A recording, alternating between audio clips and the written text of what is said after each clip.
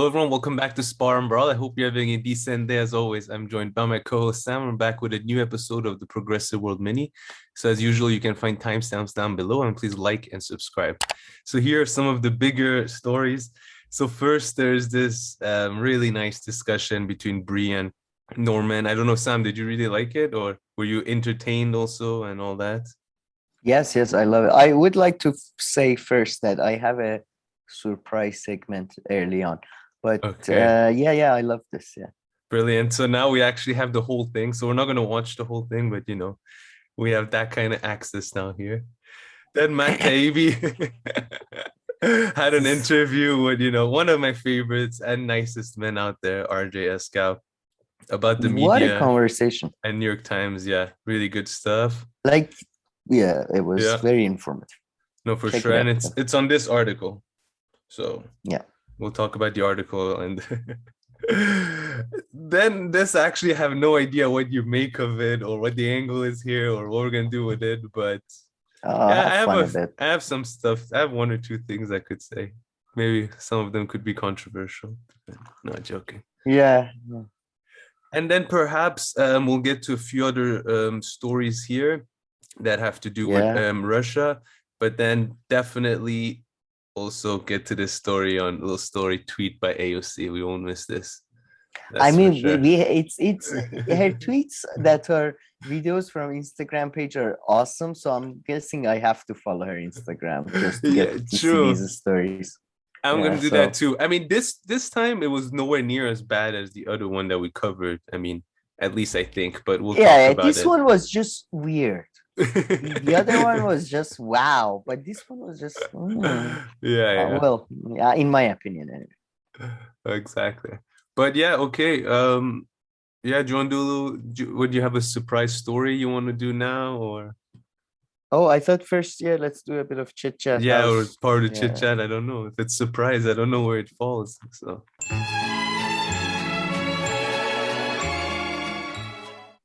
No. I mean, let's start it slowly. Then I'll go to my surprise. But I'm good. yeah, no. I've been reading what's it called, Moby Dick again. Oh, very Huh? interesting that you say that. Oh, how come? Because Michael Sugru did a video on it. So I was like, okay, I have Really? to listen to it. So yeah, I listened to a 30-minute presentation of his on the book. Wow.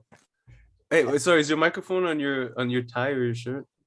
Hi, it's Yeah, okay. fixed. All right. But yeah, so That's yeah. awesome. I would love because he's like like every movie I watch, every book I read, Yeah. I want to have his take. So that's awesome. But it's Well, still yeah. in the I'm still early on, I must say, and it's still very gay. It's But that's the thing. unbelievably gay. His whole focus of this talk that he was giving, and it was Mm, recorded, was on the the homoerotic aspect of it and how they got it past the censors and censors. yeah, all the publishing process in both the US and the UK. Really, it's So not they like they knew. were. So people knew it wasn't secret at the time of even publication. No, I don't know Because about that. I mean, I'm guessing some knew, right? But yeah, Because I'm, I I'm think if you put it past like if my grandfather read this book, he probably would say that's not homoerotic at all. That's just what men do, you know. what's You the know, book called again? Moby Dick. I mean, Sorry. Yeah, but just I wanted to must pull say up a that photo. there are bits that from different, the dialogue is from different people and all that, and it's like you can tell how much of a good writer the guy is. It's just so Mm. good that he changes his style and it's pretty good. Yeah. But uh, I'm also trying to finish 1984, and it's such a slog. And I must say, God damn it, it's such a bad. I hate it. I really Hmm. hate it. I can't believe that, yeah. Matt Taibbi says that, he reads Yeah, that book all exactly. the time. However, in Hate Inc., he names three books that he always has on himself, and that wasn't one of them. No, So yeah, I maybe know it's the new. Hunter S. Thompson one. Manufacturing consent and something And else. yeah, what's Hunter and Thompson and one more. Yeah, forget. But yeah, yeah, I mean, it's awful. I hate Man, you hate remember 1981. A month or two ago was again like 1984 referencing at its peak. Yeah. I mean, it's always here, but I remember Briahna. What was it about? And Briahna wouldn't stop saying it. What were the topics? But yeah, Abortion, probably. yeah, I would imagine. Yeah. can't But recall. I mean, look, man. I'm yeah. By the way, I thought when I was a kid I had read Moby Dick, but I think it wasn't Moby Dick. It was Old Man and the Sea. They were both involved sea, so I rest my case. if like, But this one involved sea, and apparently, according to Michael Sugu, well, there's like a whole chapter about them like cleaning up the sperm of the humans and the whales off the boat, and because it was so much, it would get like clunky and something like that. Have you reached that chapter? not yet, but I've been told to be cautious of later chapters. There is chapters that he basically just spent explaining different types of whale, what they know about whale, which is not much because they think whale is fish. So it's like but Michael Sugu, I mean, does say that they did have apparently this, the knowledge of the technique of turning the whales into oil, right? That's what they do with it, right? Yeah, and that's actually, you should definitely watch the Love, Death, Robots episode. There is an episode where that kind of plays into the thing, and that kind of rekindled my thinking about the David Fincher episode, the one he directed. But that I always found so weird, that how they make oil from birds and whales, like. And this is what is this fuel? This is not fuel oil, right? This is like oil for like other stuff. Like what kind of oil? I don't know. I think it is fuel oil as well because it burns. Yeah. I don't know. It definitely burns. I have no idea. Look. Yeah. I've been on a boat like twice. That was not like a choice, but yeah, it's a good book. It's definitely amazing. There is one bit where there is a guy who's a sort of evangelical priest type. And that was pretty cool. His dialogue was pretty the dialogue was like, there's this bit, what does he say in this word,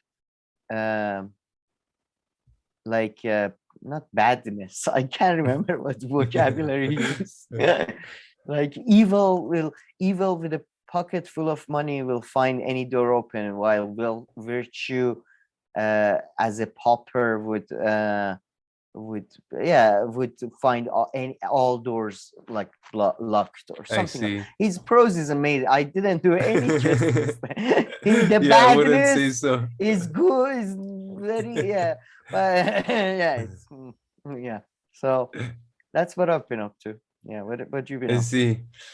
Me, so went, nothing too special. On Saturday did something fun. I think I mentioned to you before, where in Geneva there's a river and you can go down on like a tube or whatever you want in a little boat.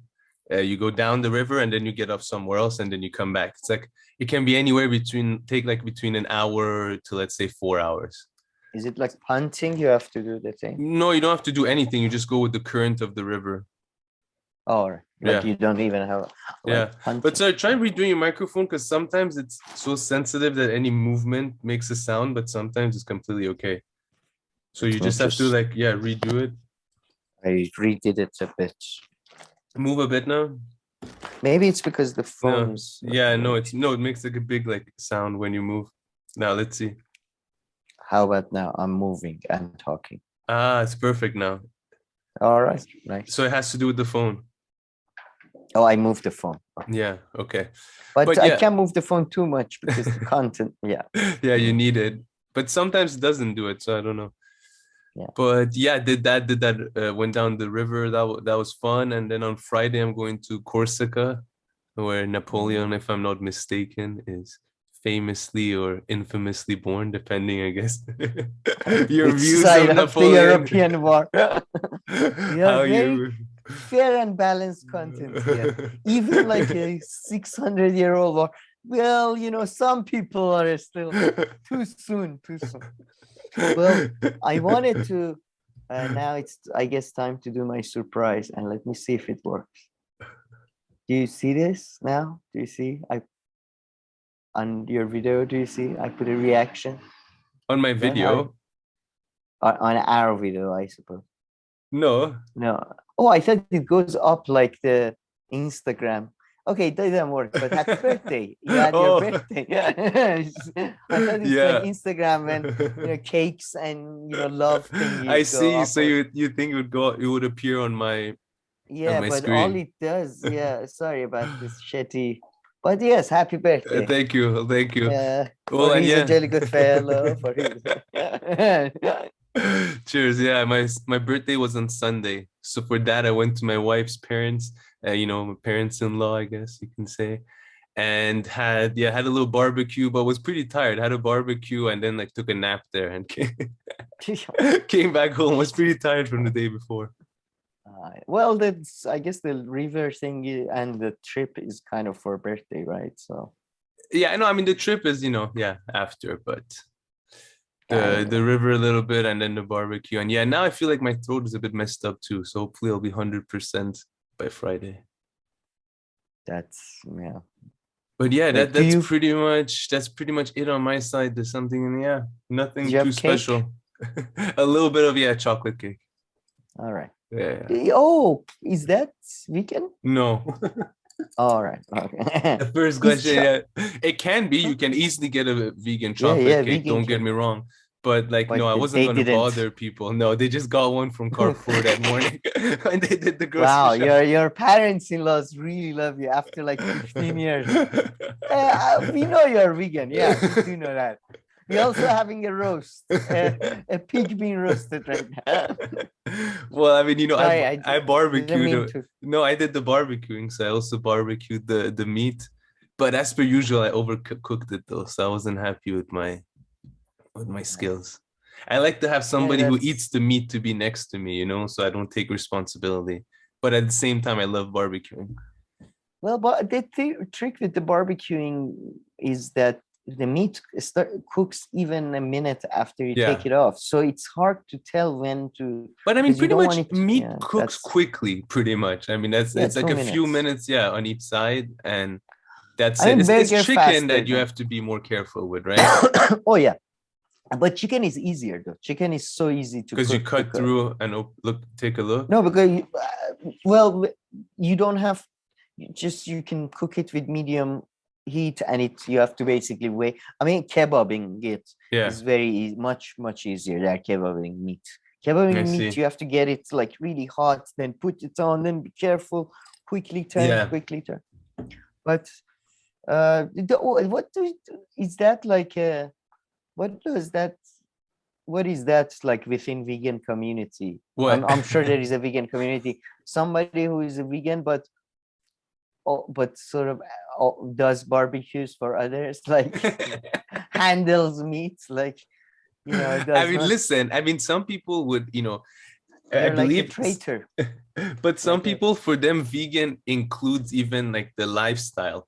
So, for instance, my chair is like this is a leather chair, although I didn't think it was going to be one, but it is. All right. So it just depends how far you take it. I mean, during a normal day, my diet is between 100% and let's say 90% vegan, right? Let's say on like the worst day, it becomes like, and of course the other remaining percent is vegetarian, of course. But like, sometimes out or somewhere can't find something to eat. So, I'll just get a risotto or something. So, that has quite a cheese and all that in it.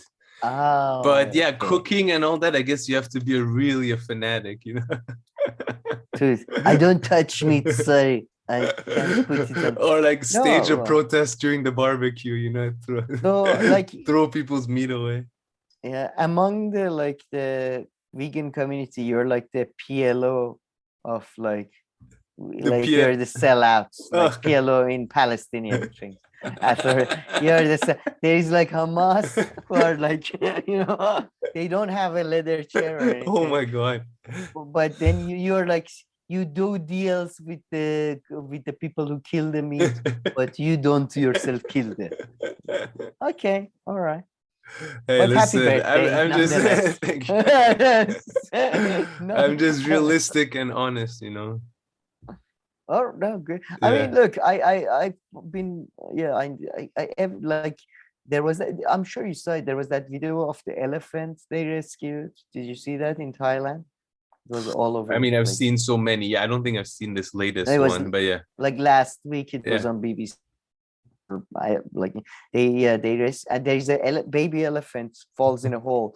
The mother passes out Oh, because she's so stressed, and yeah. then they gave the mother CPR. They rescued the baby and all that. And yeah, I see that shit, and I'm like, oh fuck, I need to stop eating meat. Yeah, but I mean, all those people probably then went right away, ate a few pigs, and Sure, me too. But yeah, I mean, in still, like, Thailand, yeah, people eat not perhaps as much as Philippines when it comes to meat or pig, but you know, okay, this reminded me of something I did. So the Saturday before or the Tuesday, like a week ago, I saved. I didn't save a little bird, but the bird was stuck on the 13th and 14th floor. I don't know how he got there. So it was just there, what? one of those small ones Oh, in a a stuck as building. in a stuck Yeah. in the flying. No, Okay, yeah, got just it. like inside, yeah, flying nonstop. And then one part, I think I finally guided it and went out. But then I go back into the apartment. It was at my wife's parents' place, and I come out, went to put my shoe on, and the bird comes out of my shoe. So I don't know why it went in my shoe. So I went and caught the bird for the first time. I've never like touched a bird like that. I was so All right. scared. And it bit me at first, but it was like one of those small birds. I was such an idiot. I had my finger in front of his beak and he just bit me. But then I just held him and he didn't move. And then took the elevator, went downstairs and released the And little then you birdie. crushed it. Oh. Okay. Now that's what I do with ants. Anytime I see any insects at home, I'm like, the best solution here is for you to get brutally murdered. Trust me, anything in between is not good for you. It's like, I don't want to torture you. I don't want to, damage you. I'm just gonna murder you. I am in a very I have a long standing peace treaty with the spider kingdom. I don't go near them. They don't come. I mean, I like them. They catch other stuff, so I'm completely cool with the spiders. Yeah. But yeah, any other insects. But you have spiders in your house though. That doesn't really. Sometimes. Oh, like what on the roof? No, yeah, in the corner. Yeah, sometimes up there. But also in the swimming pool area type things, that, yeah. They use the sauna. Just you and those spiders use. Yeah, pretty much. Me and the sauna. Spiders are not in the sauna. Actually, they don't even use it. It's just me. But no, spiders are awesome. I'm a big fan of them. But yeah, I mean, cockroaches, they're the only creatures I kill with. I mean, even fucking this. Do you remember that movie District 9? District 9, yeah, the aliens. Yeah, the one in South Africa. Since then, I have fucking, like, every time I kill a cockroach, I have to go through a fucking moral conundrum. But I guess that's because you can't even like guide them outside or anything. Like, it's not with a bird or with a mice.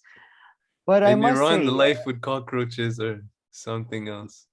Yeah, I mean they're like a part of like dated. No matter, I feel like in Iran, no matter how new, I don't know. Before I felt like, no matter how new the person's house was or wherever it was, cockroaches still made their way. Find a way. Cockroaches are like life. They always and then some places in basements and stuff, there was, suddenly you open like the door and that's just like only cockroaches in there and nothing else. Just close the door behind you. Okay. But I must say, even though there is more because the cockroaches in Iran, they're this big and they can fly. Yeah, the flying ones are fucking. They have their own financial system, social welfare. They're very sophisticated. But when I was in Germany and the UK, there was far more bugs. Just so much more goddamn fucking worms and weird looking more bigger mosquitoes in Iran. I mean, I can see that tiny. In the UK, yeah, it was so annoying. So much goddamn fucking bugs. At least with the cockroach is big, you see it and then you go and then it's over. But although that is that not true that then it's eggs spread, so there'll be new ones, so you have to be careful when you crush them or just clean up right after. I've heard that too. I don't know if it's an old wives' tale that our parents told us, but yeah, whenever I kill them, I tend to be quite brutal. And you tell the spiders about it. They're like, Guys, Guys, food there's on some aisle food 3. over. Guys, quickly. I really don't want to pick up tissue and touch that thing. So please. I mean, famously in Iran, though, as soon as you eat kill a cockroach.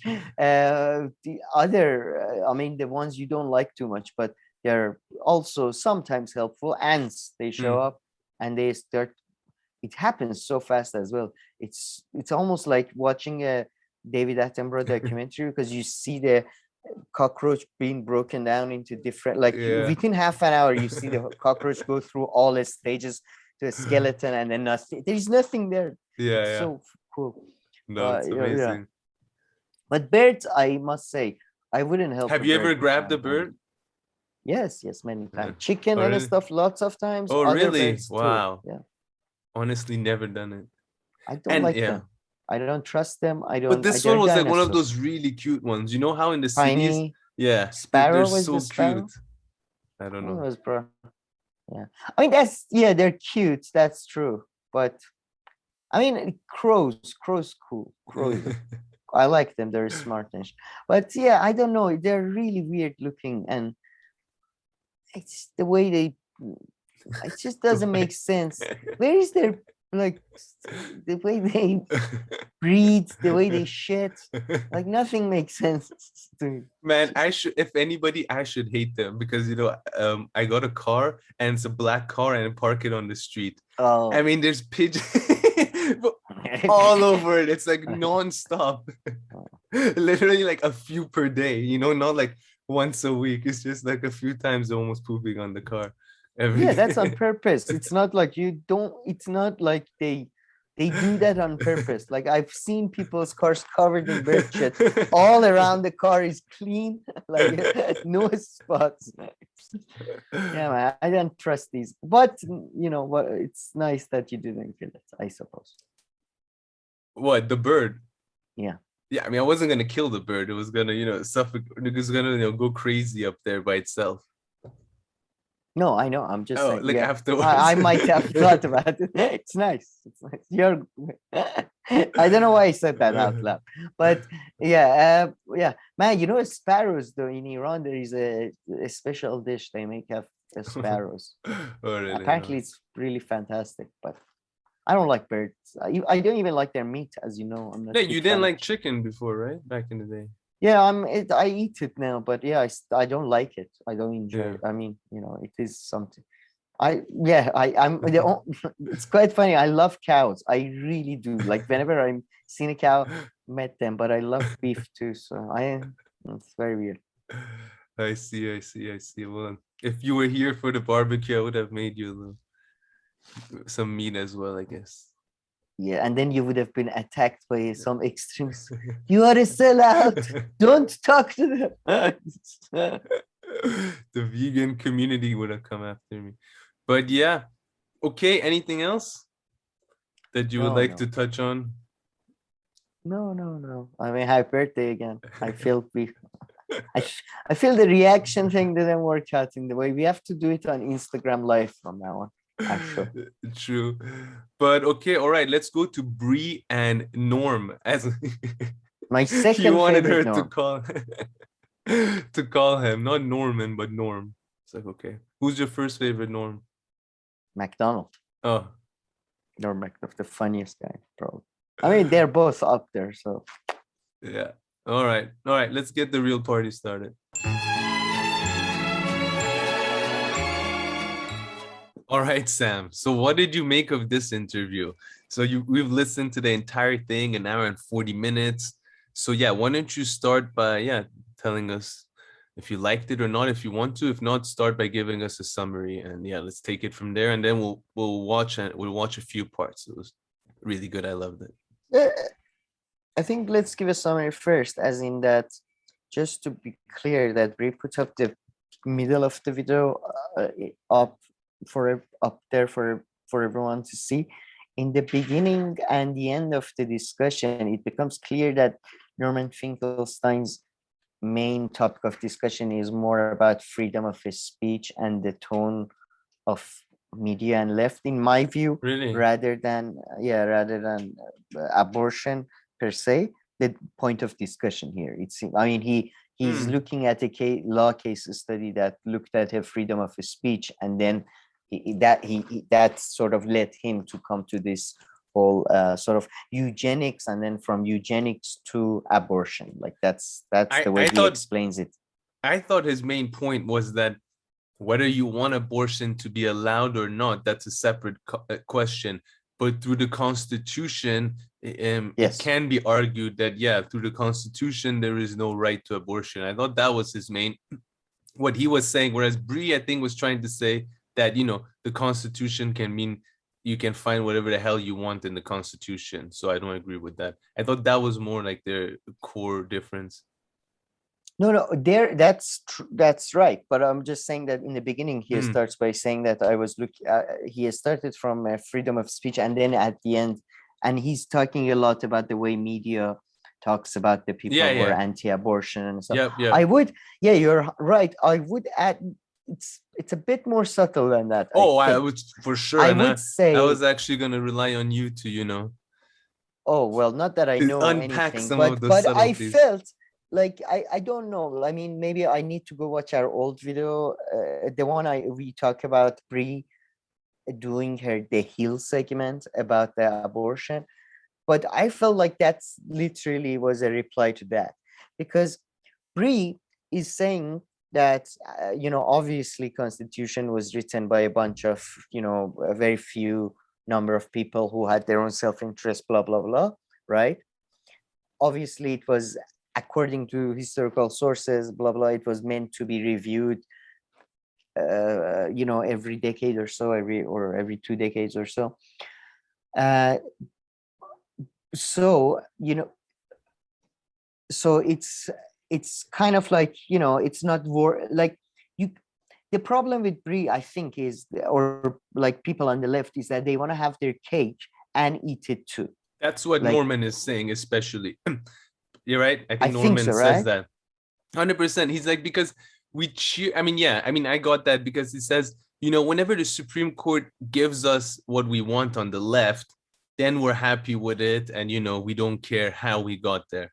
But whenever it's not giving us what we want, the Supreme Court, that's when we come and say, oh, no, you know, this and that with the Supreme Court and blah, blah, blah. So I know it's not exactly like having your cake and eating it too, but it kind of is. And I mean, or it's like the double standard. No. Kind of. It's, I would say in this case, it's worse than that. It's not about the general thing on the left. It's about the abortion cases specifically. So Bri, if you look at the Hill segment, in the Hill segment, she argues that abortion is an inalienable right, or as they call it here in what's the legal term, innumerable or whatever right. That is covered by the 14th Amendment or 9th Amendment. I forget the one that covers privacy, right? But so at the same, Constitution don't matter. So either Constitution don't matter, or if you're playing the game that it does matter, then Sam Alito and Norman Finkelstein have a very, very reasonable case to make that neither by tradition nor by precedent, and what was the other way? It was precedent. Yeah, 3 ways, right? Yeah, and whatever. It's it's not covered. Of course, you can argue it is in tradition and history. You can argue anything, as they point out. That's why you shouldn't even bother with U.S. Constitution. It's useless. But you know, I think he's right about the hypocrisy. Like, and we get to the media portrayal. But like, for example, in the end, he says that I saw a lot of commentary, but in the commentary, I haven't seen any serious engagement with the historical case that Alito has put out, neither in the dissent nor in the commentary. So the dissent that and then Bri's like, well, you haven't been watching the non-crooked media podcast,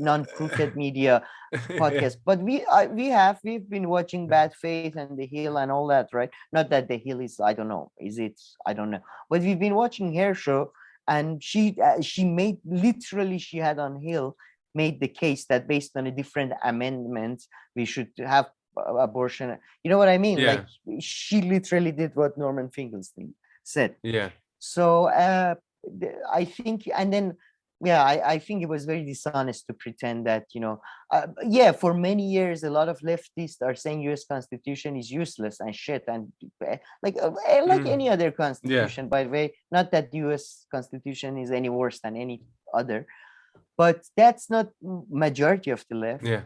And I like even Cenk Uygur and Crystal Kyle Klinsky and a lot of these people, they like the it's not like I haven't seen any serious engagement with I mean I completely agree with Norman Finkelstein's view. So and man, Norman Finkelstein, like what I mean, seriously, like my favorite kind of scholar, I feel he's out of everyone, he really seems to take a look at things as objectively and as fairly as he possibly can, and in a very like studious and detailed way.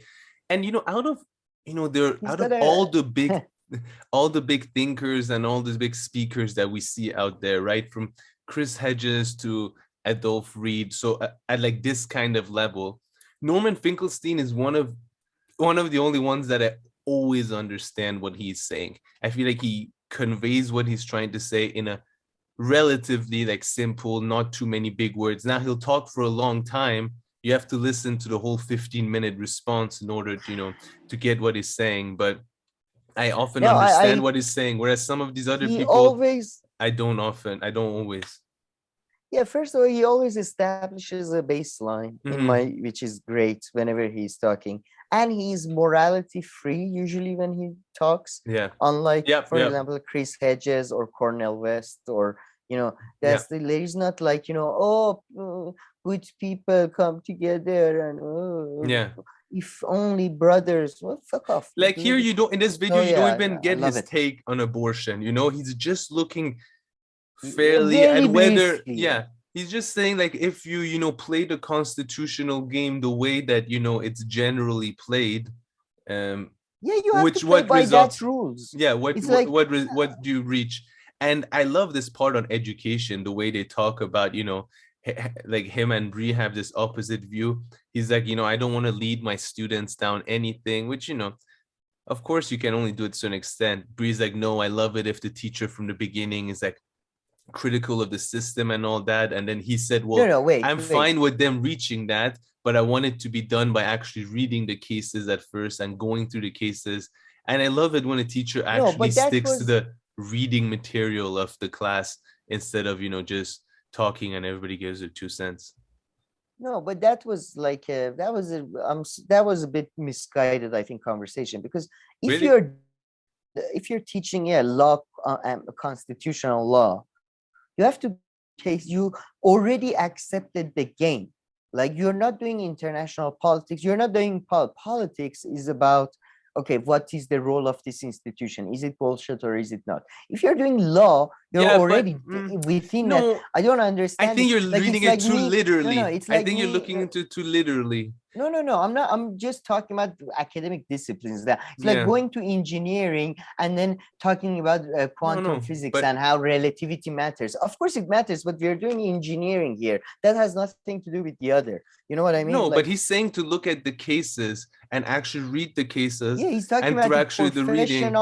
He's talking about a professional skill, while Bri is talking about a philosophical position. Yeah, so I just want to say 2 different classes. It's like literally like. But you can give any class with those 2 approaches. You can give a political science class like that. Yeah, you can give any kind of class with that kind of approach. Yeah, it will vary based on the material, but you can take that general approach to any kind of class. No, the general approach about leading the students, or I think in general, just the teaching style. It's just a teaching style. I feel like you're going too detailed here.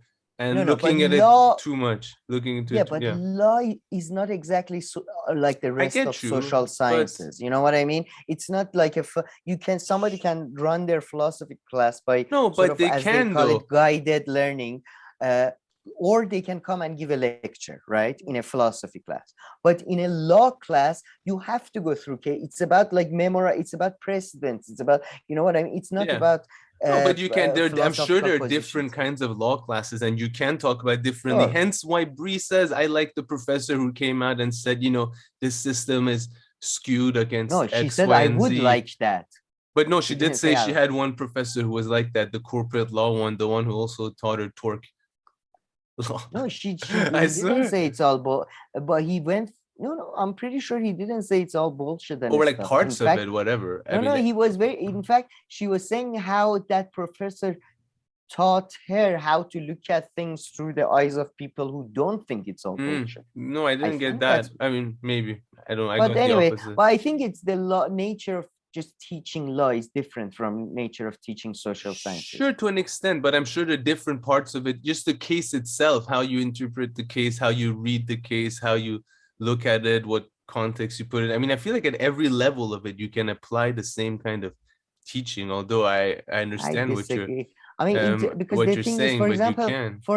for example, in philosophy, they look at text and one person interprets it this way, one person interprets it this way. When you go to law school, you're taught that this language that is sometimes Latin or sometimes Arabic in Iran means this. Like this word means this legally. Yeah. In this context, it is used like that. Don't use it other ways. So I think it's a bit different, but Sure, okay. in some of the, yeah, I guess in some of the classes, but I don't think they all the classes throughout the entire law school remain like that. And I wasn't Sure, talking sure. about law school in general. And I mean, Norman Finkelstein, I guess, teaches it from Because like a political science no, he said way. when I'm teaching constitutional law, Yeah, that's what he says. So. but he doesn't teach it like, I'm pretty sure he doesn't teach it at a law school. I think he teaches it as a social science. Oh, okay. I think I would imagine, because I would just that would be my assumption, because law classes aren't only the kind of law classes that law students take. Yeah, sure. And he had a few interesting stuff to say about Plato and all that here and there. I'm sure those caught your attention. Yeah, I agree completely. I mean, look, yeah, I mean that's the thing. That's where I had a number of disagreements, but I think generally, yeah. But I think that his point, like I think just logically, his point really stands that you can't. It's like again, it's if you like playing a board game, you have a first mover advantage, right? But you know that when you enter the game, right? So if you enter the game, then you can't complain about that. That's my view about people who are, it kind of reminds me of people who are, have liberal interpretations or of Quran or Bible, and they're like, this is more valid than the harsh interpretation. No, they're both equally valid. I mean, if you are coming from the position that, it's all made up. Yeah. Okay. Watch out your phone if you can. Just put it away right now if you don't need it. I say we watch a little bit that really gets to the meat of the issue. And yeah, I think you highlighted it there. And yeah, I think to me, in a more simple way, at the very least, it comes out to Norman Finkelstein, I think, saying that a lot of the people are not yet playing the constitutional game properly. And if you just look at it fairly, there isn't such a thing. And then I think Briahna, countered with, for instance, look at the gun one. Look how much they've expanded that. And yeah, I think his response will be, well, I mean, they managed to get away with that, but yeah, doesn't necessarily mean it was in the Constitution. And even even though I completely agree that they managed to get away with it to an extent, it's true, because the gun, its Second Amendment clearly states well-organized militia, but the Constitution does mention the word gun. Yeah, there's something you have there. To give it to them. Yeah. They made up the shit, like there was a smoke and I mean, if you ask me honestly, like going from the privacy to abortion is an interesting, mental exercise a little bit. If you ask me, think so. It's not the first thing that comes to your mind, and if you go talk to people just normally about abortion, I doubt the word privacy would come up too often in arguments for or against. To be honest, until I was told about the whole abortion ban, I thought I genuinely didn't think it was my automatic thing was actually you know what I mean? It seems to me so unnatural not to see that as a privacy issue. I Because see. it's, I see. I don't really see it that way for some reason.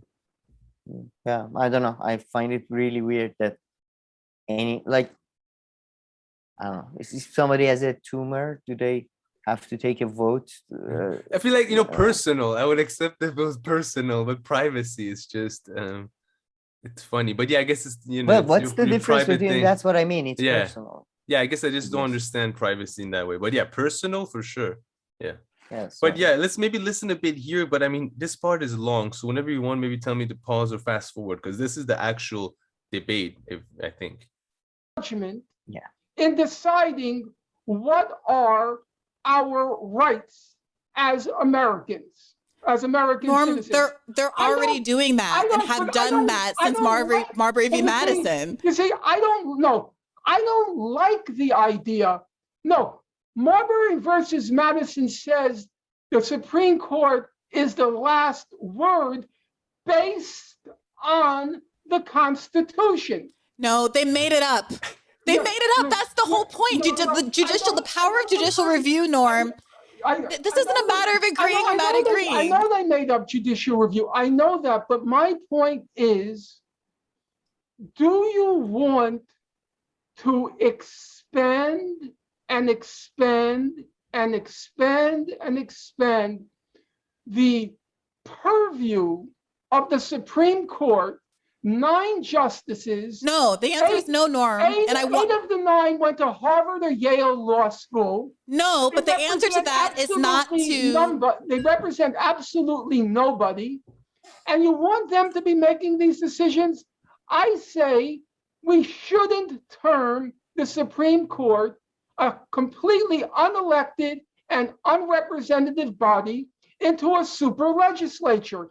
Right. And my response to that, as we have talked about extensively on this podcast, is to get rid of judicial review, not to pretend that there has ever been anything but a fiction, that the Supreme Court, since its inception, has been not always 9, but some number of unelected elites that decide whatever they want to do completely outside of the democratic process. That has always been the case. Occasionally, we've had Nico Bowie, a Harvard professor, on here speaking at length, along with Eric Siegel, who's a professor from Georgia, talking extensively about how, although there are a couple of examples in the history of the United States of America where the Supreme Court has militated in favor of progressive rights, overwhelmingly it has sided with the elites, the economic elites, the racial majority, et cetera, et cetera, et cetera. And so the point that people are arguing about Alito's opinion, it's not that he reinvented the wheel, but that he does what conservatives always do, which is to take these concepts like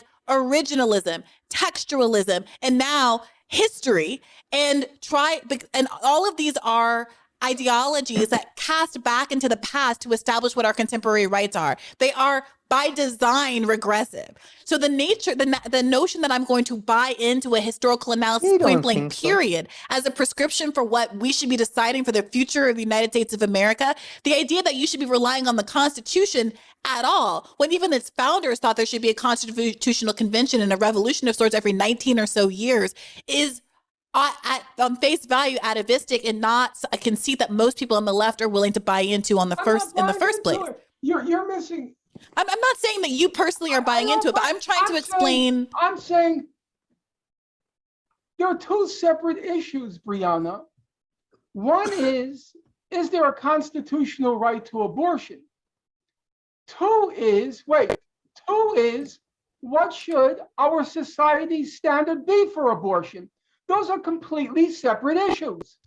You could say there's no constitutional right to abortion. Indeed, that the idea there is a constitutional right is completely absurd. But you can then go on to say, I think our legislature or our Congress should pass a law that says X, Y, and Z. But he's so clear. When you stated first 3 ways. He's so clear when he speaks. Yeah, exactly. I would say, just for example, this is very common. There are people who claim homosexuality is okay in Abrahamic religions. I think homosexuality is okay, right? But having read Quran and Bible, I don't think those books are okay with it, right? I don't endorse those books, but I don't think those books are okay with it. But there's a significant number of Muslims and Christians that tell me, no, you haven't read it right. You don't get it. So, that's the point, right? Yeah. That's the point. And the Constitution, and the reason you bring that up is because the Constitution is not too different in a way, or that's not even the main point, just interpreting any kind of text leads to these kind of issues. Especially a text that old without the authors. Exactly. Like, even texts that are not that old are reinterpreted all the time. And so I think with that, they both kind of, they agree, right? So, I mean, then that means what's the role of the Constitution of the Supreme Court in an ideal world? Should you get rid of the Constitution and the Supreme Court, I guess, is just there as an appeal kind of court? You get rid of, you can have the Constitution, but limit judicial review through legislation through Congress. What does that mean, judicial review? Oh, judicial review means where a judiciary basically has the upper hand compared to legislation in which is the finality of the law. For example, the Obamacare went to Supreme Court, even though Congress could technically pass a law basically saying this is not the purview of the Supreme Court. So fuck off. I see. Which they should. That's what they should do. Like for most things, I think anything except, I guess, criminal cases, I would be just saying that it has nothing to do with Supreme Court, really. They should fuck off. I see. That's the point of a parliament. Parliament should be the highest court in land. Yeah.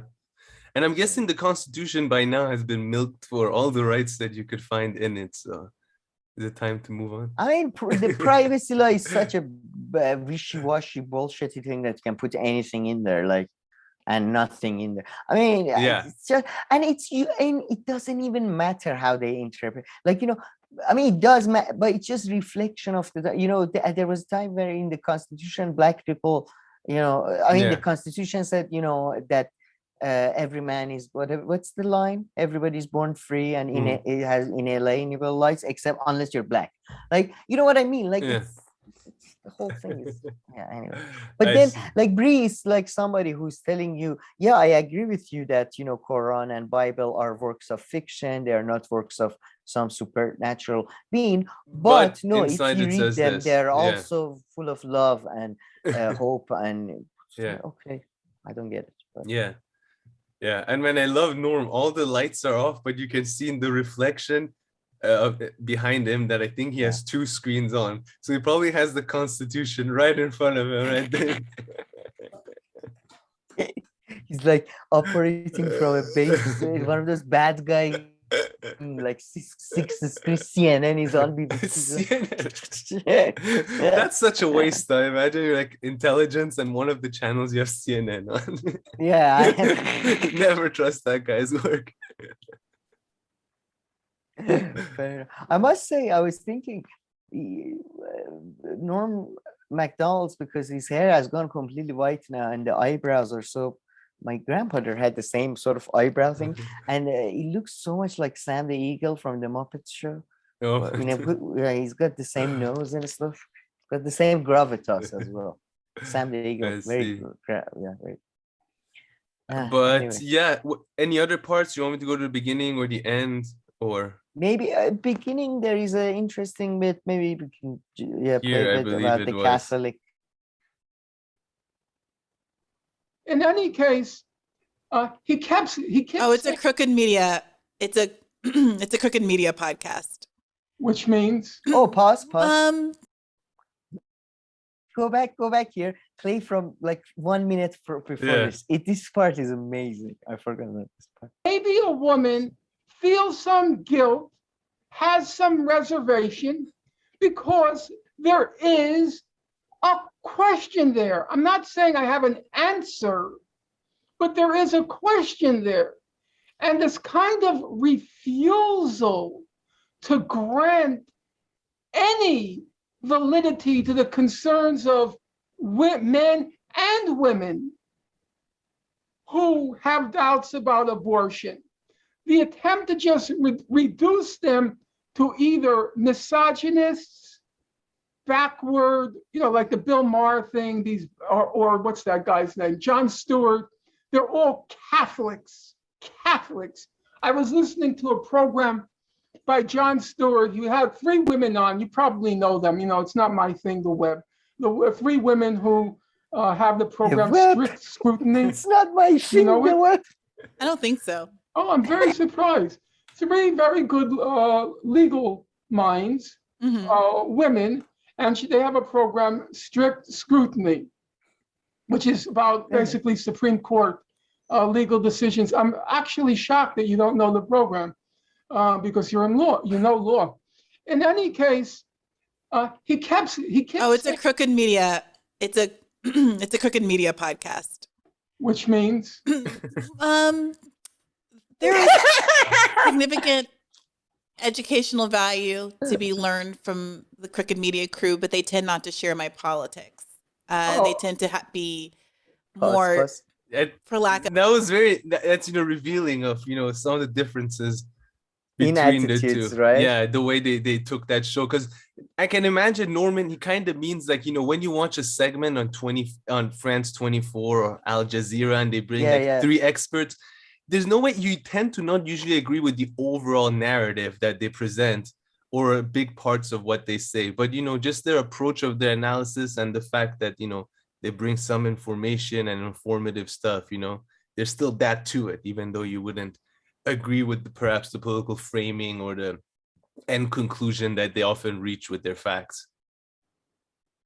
No, but I also think it goes to show the different attitude that kind of you were getting at in teaching, but also more in for Norman Finkelstein, in absorbing things, right? That's what I mean. Like Norman would watch that show and he would be able to differentiate like the parts where they make assumptions or put political things from like the more like factual and analytical parts. Whereas Briahna, she would watch the show, the whole. She'd be like, oh, they're not part of my political ideology or leaning, I'm not going to listen to them. I mean, you're kind of left with that impression. And that was the point I was trying to make. That too. But I would say it's just like, it shows, I just want to highlight the biasing. For Norman Finkelstein, somebody comes from the left and starts saying, whatever, he's going to listen to what he says, then judge it. For a lot of people on the left online, though, I feel like it's mostly like, are they in my gang or not? So no, exactly. Like, you know what I mean? Like, Esperanza is never met with any. Esperanza is not called crooked media. Esperanza, the lady. Is that the actual name of the media, or she referred to them as crooked media? I think that's the name of the media. Is an insult. No, man. That's actually a thing. No. Crooked media is an insult. Crooked. No. I think she's referring to them, the crooked media company. Oh, really? Fuck. Shit. Delete my segment. I can't, and you barely said anything. So no, but I mean, she did say it with the kind of disdain, as in they're like corporate. So there's one thing here doesn't make sense. Crooked media says that they're progressive American.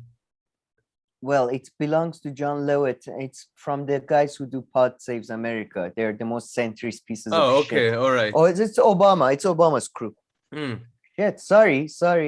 I thought crooked media as in like generally she was doing a slur. But on their show, they could possibly bring... I take it back then. But Norman's point was probably I mean, I don't know what their content is. I don't blame Bri.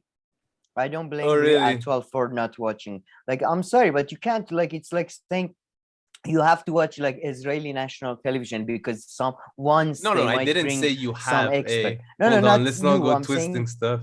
But, no. I'm saying Norman Finkelstein's shock is not justified anymore. Okay, so therefore my metaphor analogy with France 24 or, Al Jazeera is not good. I think France 24, Al Jazeera, BBC are still a head and shoulder above the level of people like this crooked media or CNN. That type of thing. Yeah, I think state-funded news channels are a head and shoulder more. I mean, it's just a lot better, man, frankly. So I take it back. These people are worst of the worst. They are the worst. Like Vox, I don't know, Vice. These are the worst by far, I think. I take a coup d'etat supporting BBC over these motherfuckers any day. But yeah, but maybe that shows I'm more close-minded than you and Norman Finkelstein in many ways. So no, I mean, I don't know what that show was like. So it's just I don't have enough time in my life to bother with what John Lewis like from Pod Saves. You know what I mean? Like these, but I mean, like anybody he said associated three ladies with that. though. He said three ladies who are all No, this is a different lawyers program. or scholars or something. Yeah, so that program could But be a anybody like it's like the daily, what was it, the Glenn Beck thing? Anybody who like who's there, I don't care. Like, you know, if you're associated like with Glenn Beck, it's not my job to come and find out to treasure little treasure. I mean, nobody troves said you. to do that. Okay, now we're just adding arguments and No, I'm defending pointers. Bri now because it's yeah. Oh, Because but he was just surprised he didn't know about it because he probably thought she knows all these I things. was much harsher in my head. So let's see a little bit more here. But the Catholic thing, shall we? Or it's I just want to mention the thing about. Yeah, hold on. The Catholic. Have a better word, neoliberal in their orientation. So I do force myself, I listen to be informed and to know what the mainstream kind of neoliberal take on things is to Pod Save America. But I typically don't consume their products more broadly. Well, they are good. There's no question in my mind about that. They're very well produced. Yeah. Oh my God. Throughout the program, he's like dripping contempt. Those Catholics, those rural Catholics, those Catholics. I'm thinking, this is Jon Stewart, Mr. Woke USA. And I'm thinking to myself, imagine if he had said those Jews, those New York Jews, the hatred, the loathing, but not just the hatred and the loathing, the freedom they feel to heap contempt on religious people, conservative people, when it comes to issues like abortion. I teach the class. I have a very bright young woman, Kayla Hernandez. I'm going to recognize her. She's very smart. And then one day, in a kind of low voice, she said, "I'm against abortion." And she's practicing Catholic. And I said to the class, "Good for her. Does she look like a misogynist? Do you think she opposes it because she hates women?" Catha thinks the whole opposition to abortion, it's a conspiracy to deny women sexual pleasure. That's the essence of her book. Now, I don't deny there's a large component of people like that. I'll even grant her that that's the core. I'll grant. Okay, so I think there he finished his argument, which I honestly largely agree with the whole thing. But yeah, go ahead.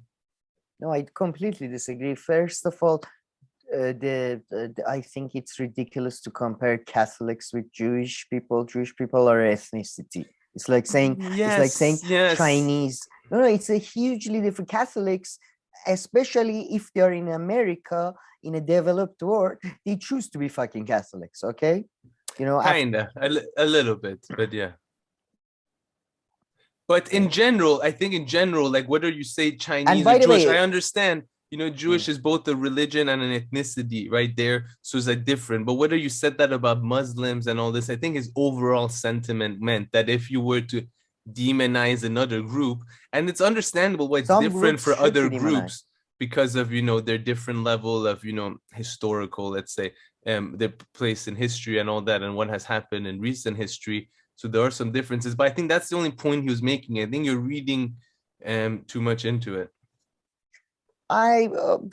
No, I think it's the thing that left has done with Muslims as well, that anti-Muslim, Muslimophobia. There's no, like, first it's racism against brown people, basically what they mean.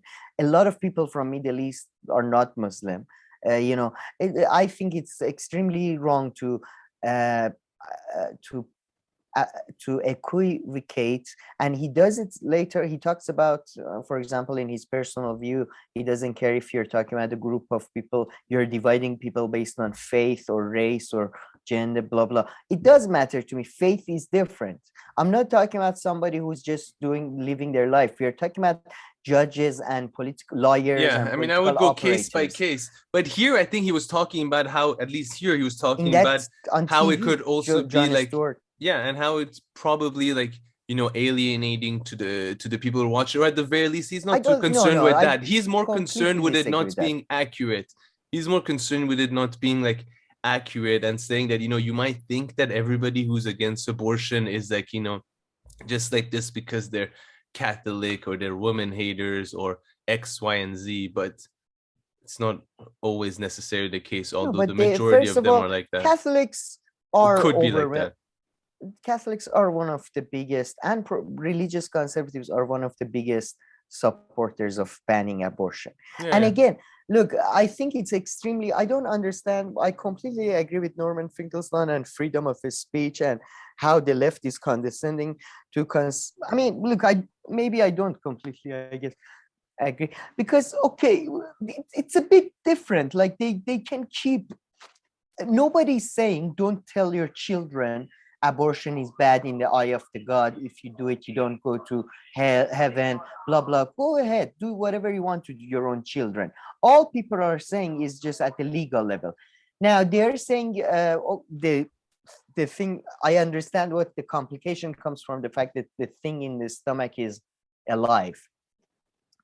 Or not, I mean, some of them think it's alive. Yeah. But when, like you know, vegetarians, a lot of vegetarians believe animals all have a soul. I don't see government as stepping in to prevent people from killing animals and eating them.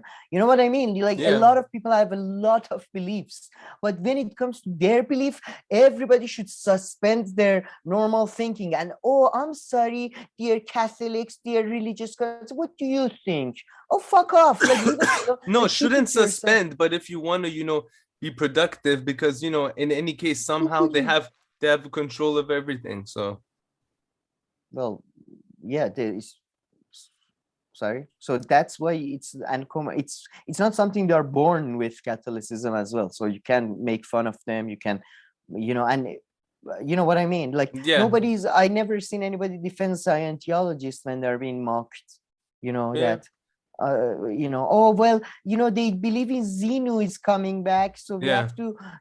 But in some context, it might not be. You know, in some context, it could be, you know, not useful or off-putting or some things, because we're not surrounded by Scientologists ever, so you never even think of that. But you know, you wouldn't go around all the time saying bad stuff about religious people, because there's a good chance you're sitting next to, you know, a religious person in a cab. Well, I would, because I want the future generation to have to deal with less of these idiots. So I would, as you know, I do all the time.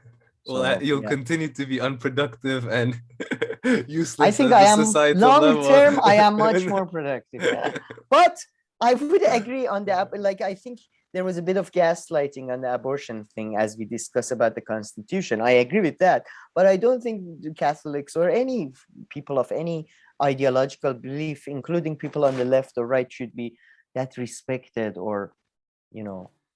Yeah, it depends. And I understand. Yeah. And I see what you mean, but yeah, kind of got what Norman meant there too. And I'm tired of, and especially conservatives. How long have they been fucking repressing everybody everywhere for like 3,000 years at least? Jesus, oh yes, forever. Maybe a little condescension will allow them to self-reflect. Perhaps. And especially Catholic. Oh, I like to, especially about Catholics, because they have a fucking boss in Rome. They believe he's infallible. They have an operation. They have their own diplomatic relation. The Vatican is technically an independent country. Like, I'm sorry, but what the fuck? Like, it's like saying, yeah, I have a citizenship of North Korea, where the dictator is worshipped as a god.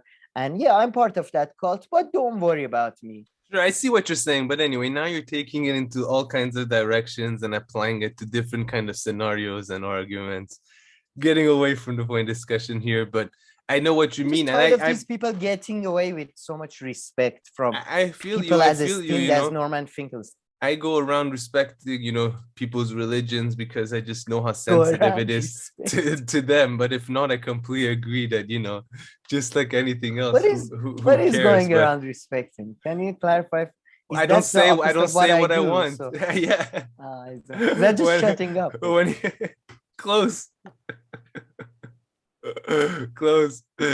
But yeah, anything else here you want to discuss? No, it's just. What about the end? What was the end about? Do you recall? Oh, he reiterates his thing about freedom of speech and the people on the left. He thinks that they're becoming very intolerant. Now, what time was this interview? Like, I'm sure in New York, the sun probably stays out until 9-ish. Isn't he in Istanbul or something? Oh, which setting is this? Okay, he spends half the year in Istanbul and the other half in New York. No, I think he just goes to Istanbul every now and then. By the way, I was thinking he's not on his couch, but no, he wouldn't have all these books. No, there's his couch. No, he's in New York. I don't. Yeah, You don't know this couch? He sits from that couch and gives interviews. It's hilarious. Nice. I would say, what I was thinking, it came to my mind. Norman Finkelstein is everything Jordan Peterson pretends to be. Yeah. Like he's literally, he's controversial. He's been Alan Dershowitz and his asshole friends lobbied against him so he can't get a job as a tenured professor in academia in America. He's genuinely literally on on the controversial he's a very edges. Careful reader, and I feel like Jordan Peterson always wants to make it seem like, which he might be or he might not be. I don't know. I don't believe him too much, but exactly. But Norman, School, so you're right. The first thing that came to my mind is that because he wants to seem like he's also a very studious person, Jordan Peterson. No, I completely agree. Yeah, I was thinking last night. Yeah, he's like everything he wants to be.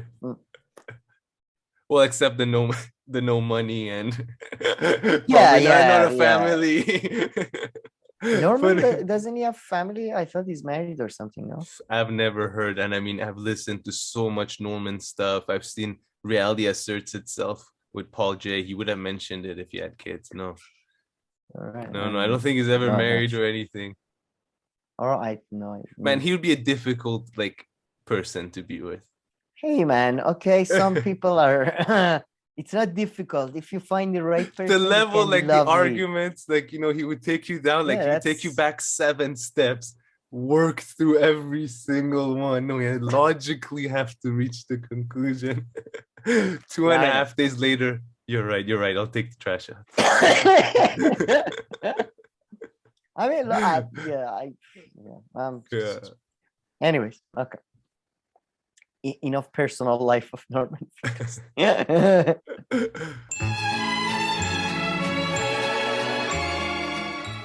All right, Sam, let's move on to this next video. So RJ Eskow, what a nice man, what a gentleman, interviewed one of his favorites, I believe, Matt Taibbi. So they spoke about the media, of course. Where's Matt? Oh, still RJ here. There we go. Matt smiling. Look at that. But yes, Sam, what did you make of this interview? Was it about? It was in big parts about this article of Matt, the new Kremlinology, reading the New York Times. I understood what he was talking about for sure, and definitely here as well. But I didn't get too much of the Kremlin part, and probably because I don't have access to it. But before that, it was kind of talking about New York Times in a different way, which was very interesting. But yeah, what did you make of this? Well, he was making the comparison between the late era Soviet reporting and today's reporting, because, for example, he talks about the trans issues, the Biden being. That's the part that actually sort of triggered me to talk about it, because you remember we talked about the Robert Reich article. And you said maybe it's a way for them to tell him, and I was saying I doubt. Sorry. So the Robert Reich article was all about how Joe Biden is too old to run for a second time. Yeah. And Matt Taibbi, interestingly, was saying you can see with this issue and the transsexual thing, he was kind of more landing on your side of the argument that somebody within the administration basically calls these reporters now, telling them that now it's kind of, not that now it's okay, but giving them the leaks that would give them the permission to basically write these reports, because now they have the permission. 100%. So it seems like, at least, I mean, he brings a bunch of articles with those that show that in the New York Times, at least, they're starting now to float the idea that Biden might be too old and all this. So I found that interesting. I found that to be interesting about the media, about they're pretty much talking about how, so the trans thing, with the trans, they gave another example. It was like, I think he said that now it's starting to become okay in the media to talk about the some of the potential negative effects of the hormone blockers, and now you just see it casually being said in the media. And it kind of goes well with your theory of, actually, since you mentioned how I thought of what Matt Taibbi was gonna write a week in advance. No, I'm joking.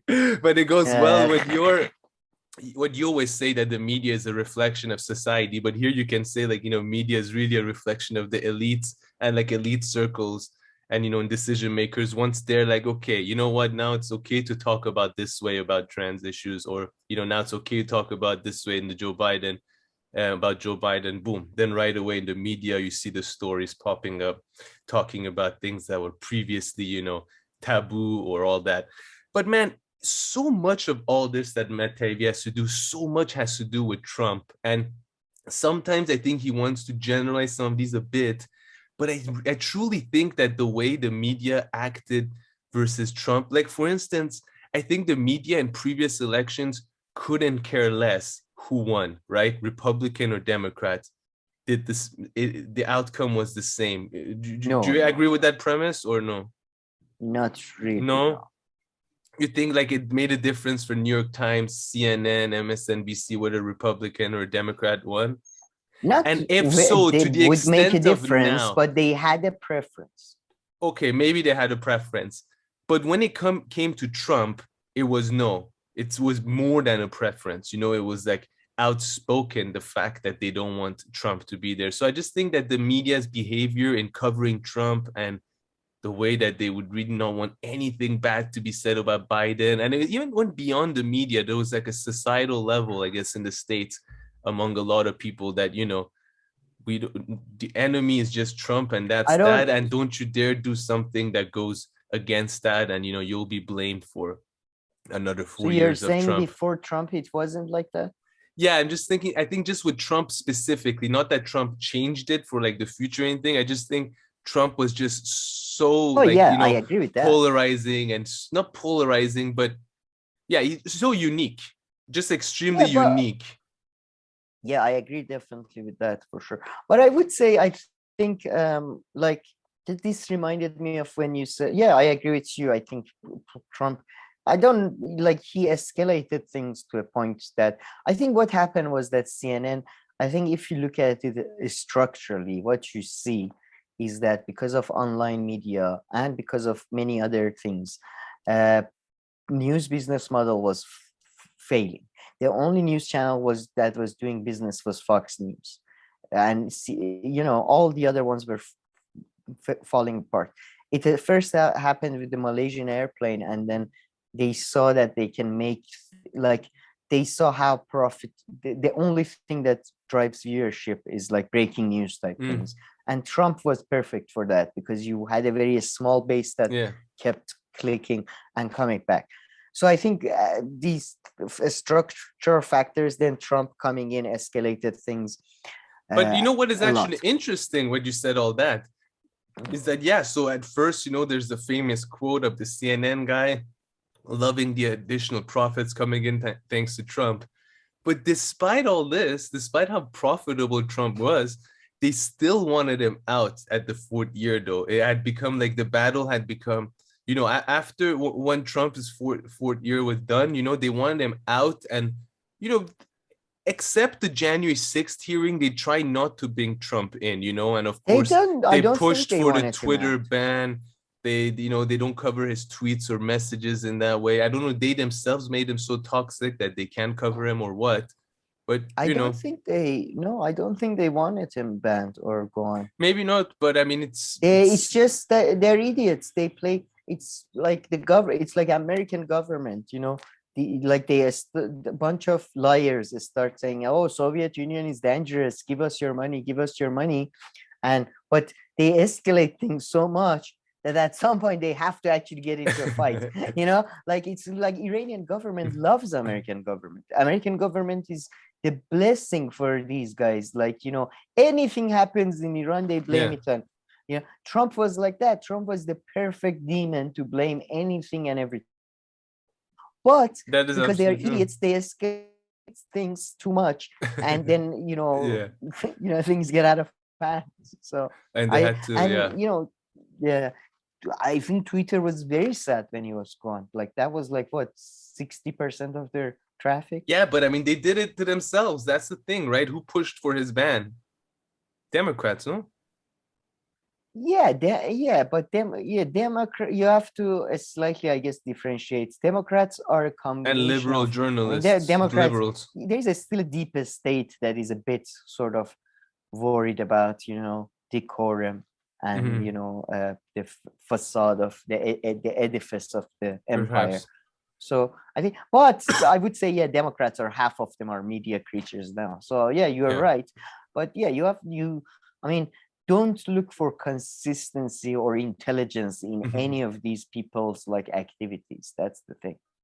But at the end of the day, though, I it just reminded me of the Hate Inc. bit where Matt Taibbi talks a lot about how the beer, the ability to have beer with a president became such an important thing for George Bush and how it helped him win the election.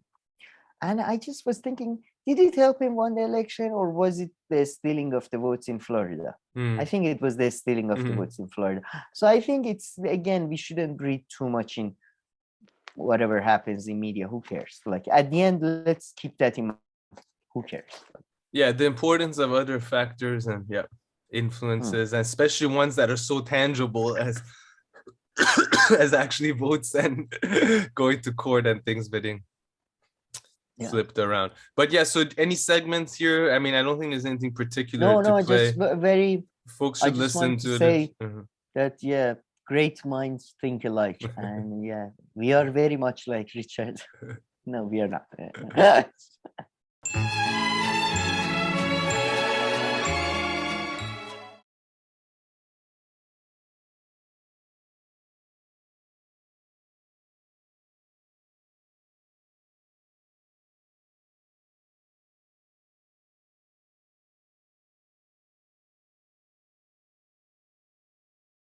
Okay, Sam. So Kim must have been pissed because they invited Dr. Fauci on the one day she's not come there. On. I'm sure that was part of the deal. Yeah.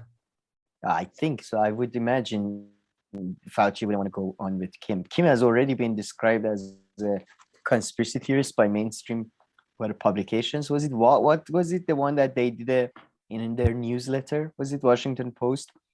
Daily Wire or something? If you recall, we talked about it. So Daily Wire, maybe. Yeah, you're right. So so I think probably that was discussed beforehand. To be honest, I was surprised by this happening, man, because of Robbie, even because these people rarely do confront. Actually, not, man. Fauci's. I mean, I don't know. I feel like I'm not allowed to say these things, right? But Fauci, goes on all kinds of Of course, doesn't go on places, that confrontational and all this, but he has no problem. I mean, speaking, of course, in medical world and medical journals and those big ones. In the beginning, I used to see him all the time. He would go on podcasts and he would talk a long time.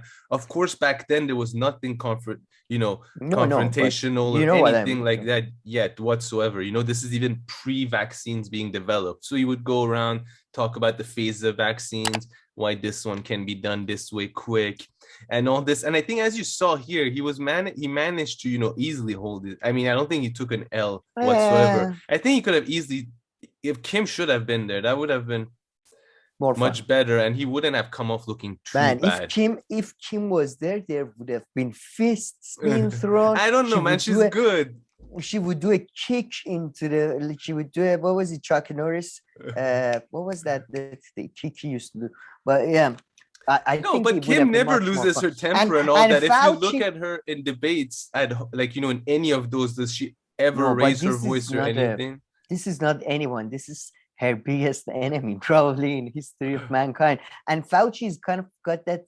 What is his accent? Is it a New York or Boston thing? He's got a weird old manny accent that he's like, he comes from the streets. Like he would have stabbed a bitch if he had to.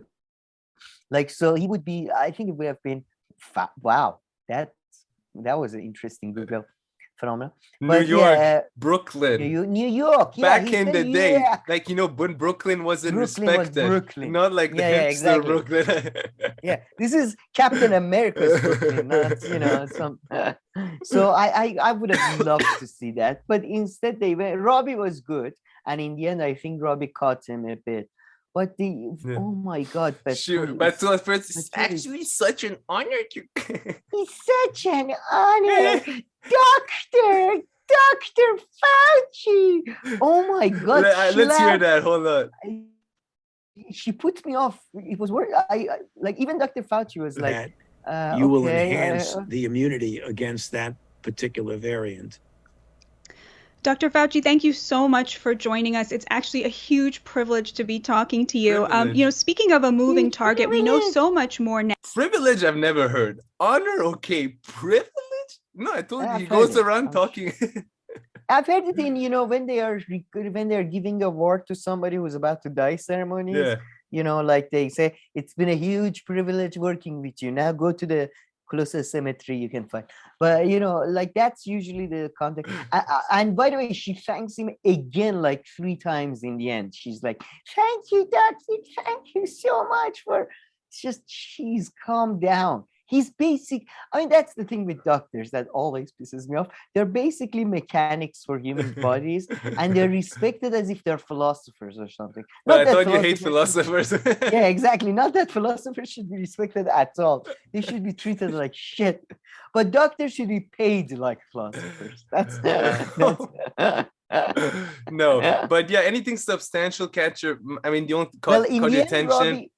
Robbie does say that why did about the school and stuff, and then about gain of function, and I think he does a good job of not answering. He does a good job of like, well, what do you mean by gain of function? It's just I see.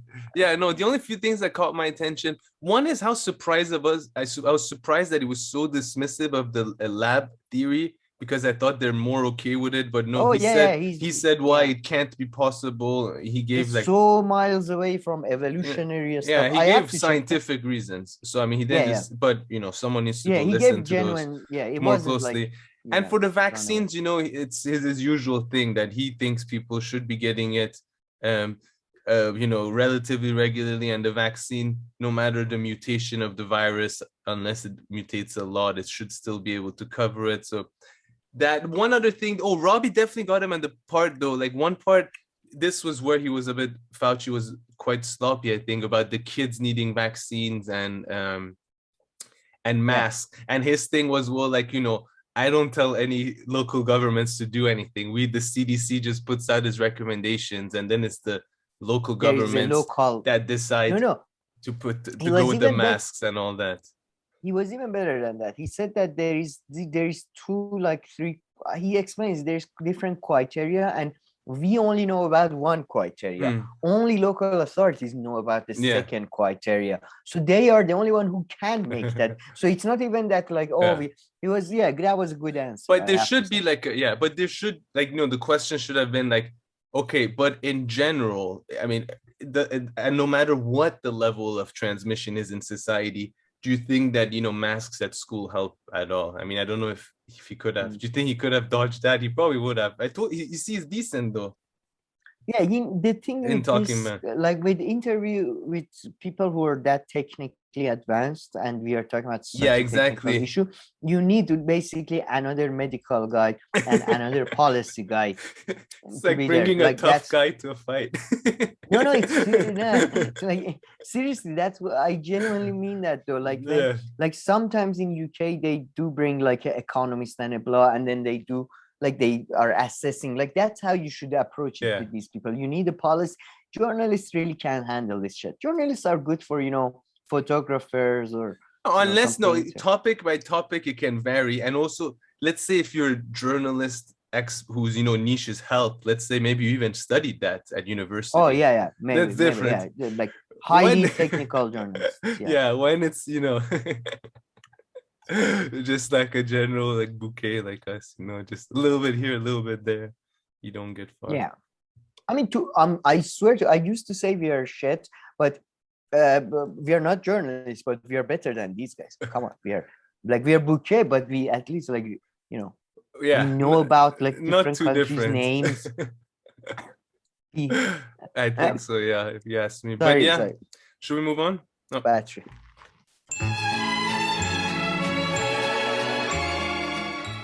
All right, Sam, I think your microphones died at the perfect time this time. I'm pretty sure we were done with the Fauci segment. So yeah, let's move on here to Lavrov. We got 1 or 2 videos and then inflation as well. Let me know when you want me to press play or if you would like to say something first. So Lavrov, the foreign minister of Russia, also the sort of the muscle of the Kremlin gang that Putin has put together. I mean, he's just, frankly, he's probably, I would imagine he's like the best built foreign minister ever. I've never seen a foreign minister. He's tall, but he's also like broad-shouldered and he's always walking like this. Yeah, what's up, guys? Yes. And Lavrov arrived in, I believe he's doing an Africa tour. He's going to different countries, basically telling African countries, if you want some of that fucking grain, all right? If you want that grain, you need to shut the fuck up about you. And they are like, okay, man, we don't give a shit. So, you know, so that's interesting. But then they brought an expert on DW News. And she was, by the way, these experts are really good because they're so upfront about the whole, you know, this is free word and they are bad. And, it's, you know, but they give a good analysis. But then the guy asked such a, like, I've never seen such a good question being asked, just so detailed. And I think that even the expert was so dumbstruck. So I thought we highlight, just play the question. Let's watch it. It is supported by many countries in the world. Out of the 54 African countries, only 28 backed the UN resolution to condemn Russia's invasion in Ukraine. Is Africa playing an indirect role in some way in this war? Pause. Look at her face. Look at her face. Is Africa playing an indirect role in this conflict? I mean, is this butterfly playing an indirect? Of course, Africa. You're talking about a whole goddamn continent. No, like, but you know, I mean, yeah, of course, there's what you just said, but you can also see with this Russia thing, they're so biased. So pretty much because those countries didn't vote in the right way, they're indirectly playing a role in the war here. But I love how she handles it as well. Play this. Africa is playing a role. You know, during the previous Cold War, I must say previous nowadays, during the previous Cold War, Africa got a lot out of the competition. Oh, well.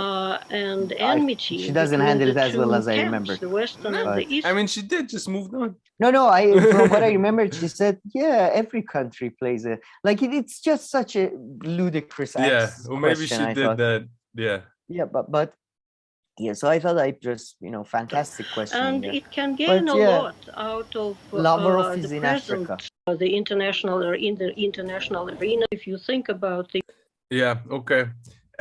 I mean, the questioning was just so funny for this whole interview, but and the angle and all this, and you know, Russia, how dare its foreign minister go around, go on a tour, visiting authoritarian leaders as well on his way, of course.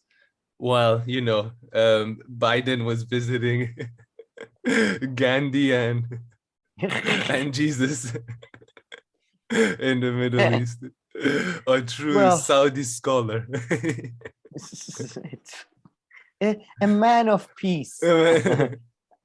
Of peace or pieces, depending on how he that was in his youth. He's changed a lot. I'm surprised he doesn't. I don't know why he doesn't use that excuse. One day, if he finally admits it, he should be like, I was young.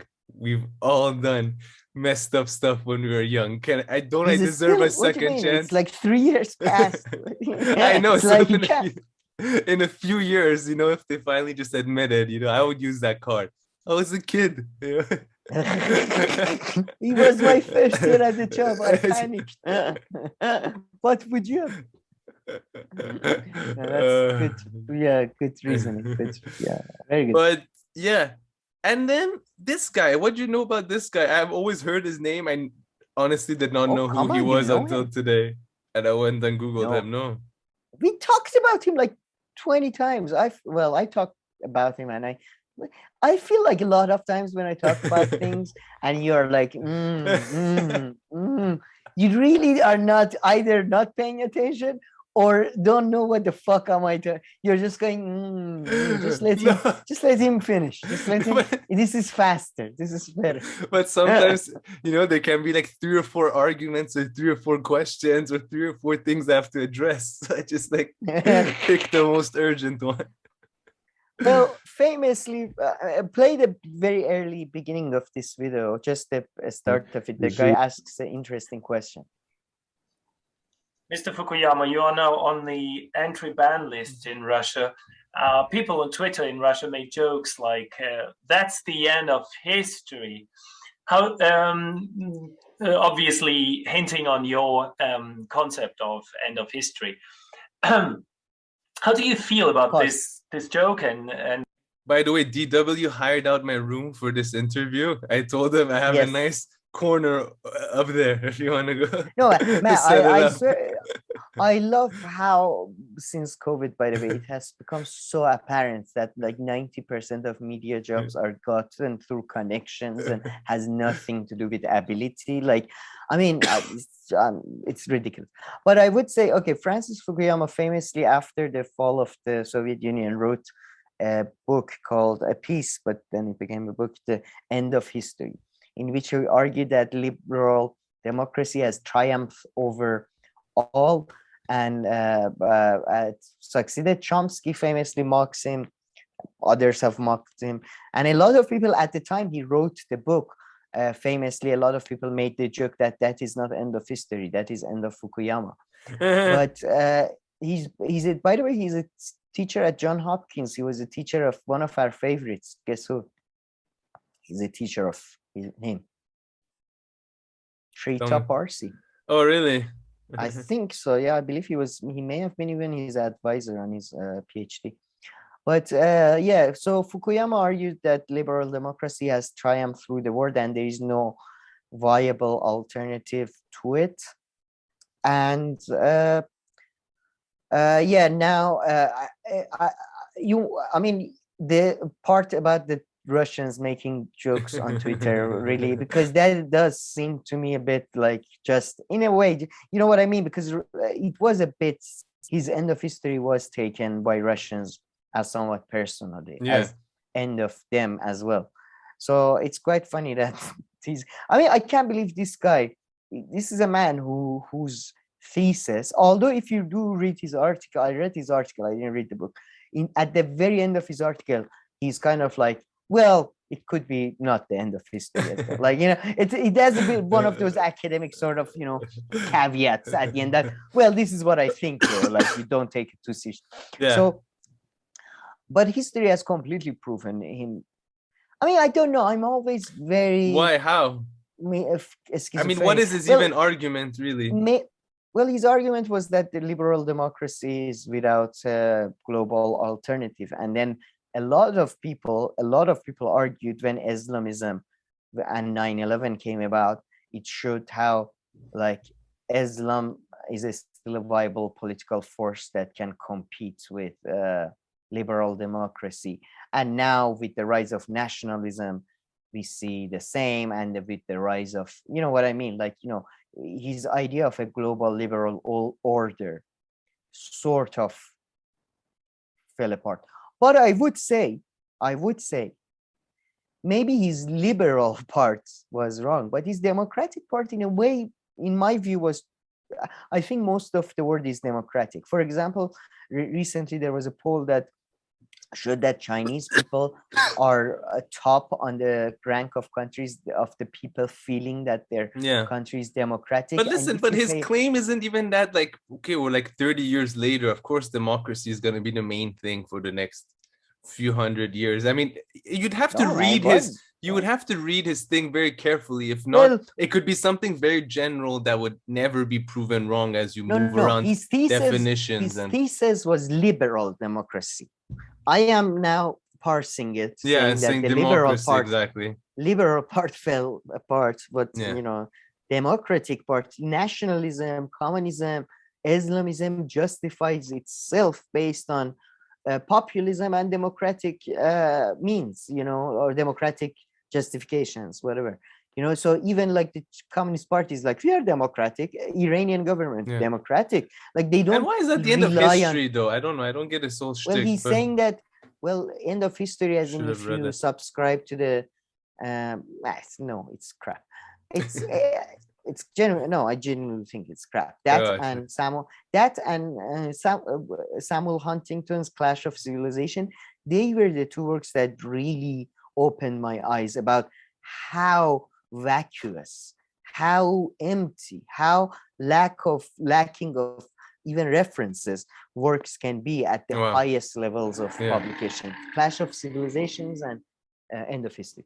Well, what's Clash of Civilization even an academic book? I mean, I've never read it, but yeah, it was an article, but then it became a book. But what's it called? I would add about the End of History. You have to look End of History as in end of debating over what system is the best, because up until the fall of Soviet Union, like socialist system is, because you have to remember, for a long time a lot of socialists were not big on democratic means, you know, so it's just fair enough. I see. But that's the Clash of Civilizations. I've never read Clash of, I mean, I have actually ages ago, but I didn't recall. It's a very but no, fine, that's a childish. Fair point that, like, Clash of Civilization is more childish than End of History. End of History is much more within liberal, like, literature. It makes sense to you, like, you know. And the democracy and the liberal part, and depending on, you know, so you were giving the example that people in China, you know, they think their system is democratic, of course, but and again, democracy, unlike liberal, even though liberal, then people are like, I'm a classical liberal, or I'm a socialist liberal, or I'm a blah blah, but at least there is some democracy. There is nothing there. It doesn't mean it. It's like, again, it's just like free market. It's just, it can mean, depends how you define it. Who defines who's gerrymandering, who is it first past the post, is it, you know, so it depends on what the fuck you're talking about. 100% agree with you there. And okay, here, this video on inflation, so I watched it. I was second educational video that The Economist did. I was proud of my understanding of interest rates and how they work to a certain extent. But I don't know if you have anything to say about it. There is this big thing, and I see it's happening on the left too. And I'm not a big expert on economy or finance. I know a tiny bit, but I would say there is this big thing that everybody's against interest rates being risen 1%.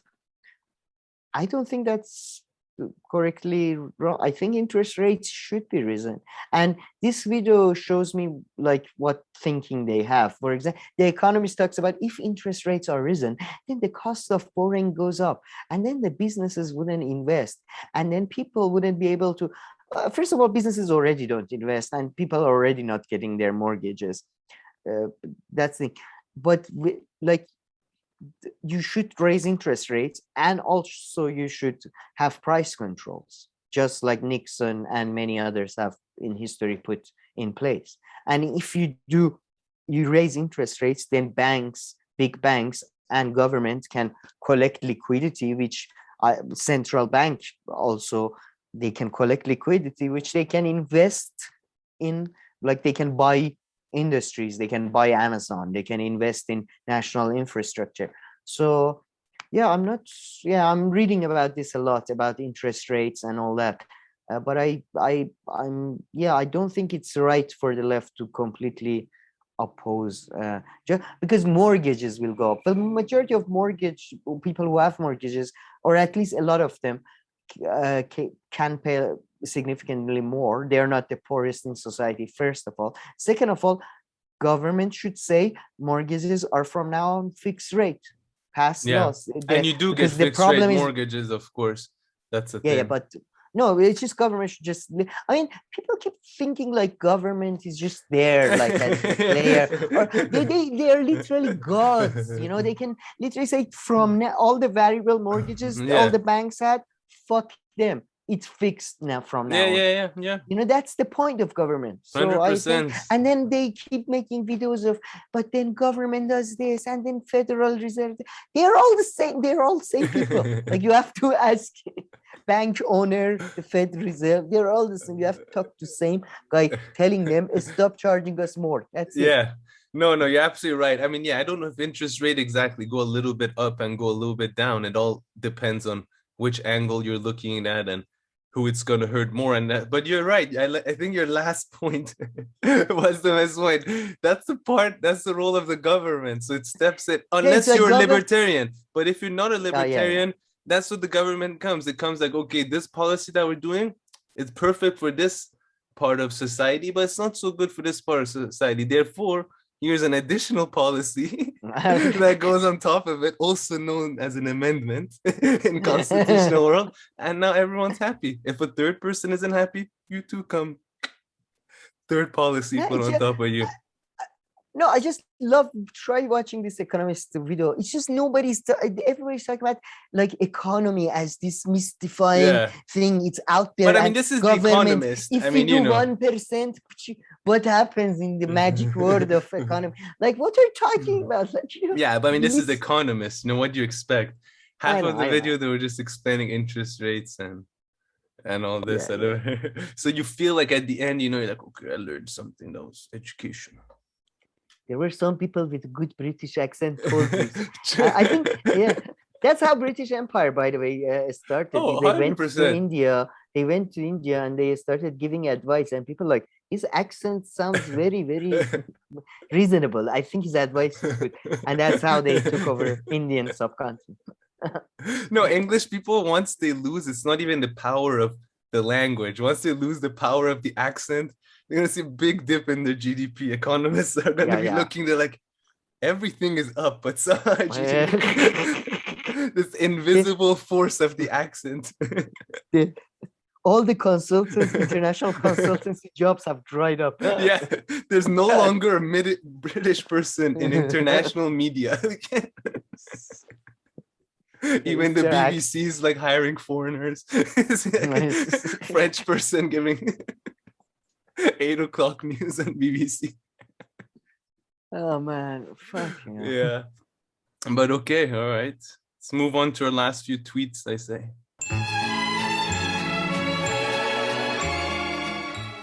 All right, Sam.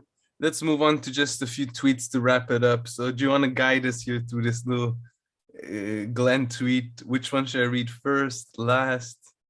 So yeah, Matt Duss and Glenn seem to have gotten into a. Who was Matt Duss again? Sorry. Foreign policy advisor to Bernie Sanders, the guy who went on Richard. Yeah. Eskow. So it says it right here. Yeah, that's good. But what was it seems to have started when he was I think Matt Duss was probably criticizing, or somebody was criticizing Tucker for criticizing George Soros and saying that Tucker Carlson criticisms are anti-Semitic. And then I'm guessing Glenn responded by taking a screenshot of them, of Matt Duss criticizing Sheldon Adelson, who is still alive, by the way. Jesus Christ. I mean, it's just unbelievable. I mean, he's literally like I think he's kept alive by a machine or something. But anyway. So yeah, and he's saying that how like he's pointing out the hypocrisy, I suppose. So I guess you can now read Glenn's tweet. Yeah. So genuine populist would ask, why is any billionaire allowed to change? Yeah, Glenn's tweet. Why is it deemed anti-Semitic to speak about the very substantial political influence George Soros wields in liberal circles with his billions, but it wasn't anti-Semitic to speak about the very subtle political influence wielded by Sheldon Adelson with his billions? Subtle? And then Matt Duss. Oh, substantial. Sorry, substantial. My bad. Substantial. My bad. And then I guess Matt Duss responds by saying, a genuine populist would ask, why is any billionaire allowed to change our country fundamentally, but Tucker is a fraud and anti-Semite, so he focuses on Soros? You see, I think to be honest, from what I've seen, Tucker Carlson, he's very Zaid Gilani says something. It's kind of like so. Glenn said, to be clear, I think it's not only appropriate but necessary to focus on any billionaires using the vast, but it's bizarre how the same people affixed massive anti-Semitic. It's kind of like asking why all Democratic complaints about Michael Bloomberg seized the moment he ended his primary campaign, or why they always criticize the Kochs but not Soros. Of course, people matter about the people opposing their side. I do agree with that a bit because, well, like, okay, I don't think Tucker Carlson is I don't know, he's probably a racist a bit, I would think, but I don't know if he's an anti-Semite for sure or whatever. I haven't seen enough of it, sure. But I would say that, yeah, that's what Tucker talks about their opposite, they talk about their opposite. Like, it does feel like a very, I mean, exactly. I mean, because they're on two different sides, right? So of course Tucker's always fixated with people who are on the Democrat side, and I mean, bringing up Sheldon Adelson is really, from his point of view, would be like it wouldn't make any sense because he couldn't go on and criticize Sheldon Adelson too much because they're on the same side. So it has probably more to do with that, or same with Matt Duss, though. Why would he criticize George Soros when he thinks George Soros is on the same side as he is? Yeah, fair enough. The point about Glenn is trying to make the point that, we shouldn't be like, I guess, on either side. Or just not call him anti-Semite. I mean, that's the only thing. Like, if that's the only thing that Glenn probably say. Just, it's not anti-Semitic if you talk about George Soros and not Sheldon Adelson. It's most likely because, you have other, I would say, concerns. I think the Democrat versus Republican thing is a bigger concern. Sheldon Adelson, as Glenn said, substantial political influence. I mean, he's like a king when it comes to Republicans. Yeah, his hand. He's like their cult leader. Exactly, and like his support for Israel, I think, is probably unparalleled at an individual level. Yeah, it's crazy guy, crazy. Yeah.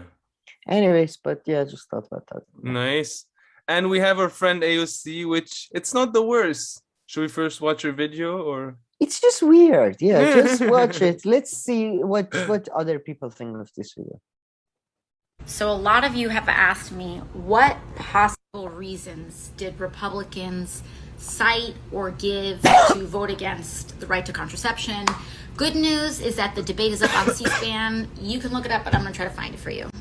Okay, I'm trying out a new feature here, pause. You can... Don't be jealous because you don't know how to do that. I think What? Oh, whatever she's doing there, that was my idea. No, okay. All right, play it till the end.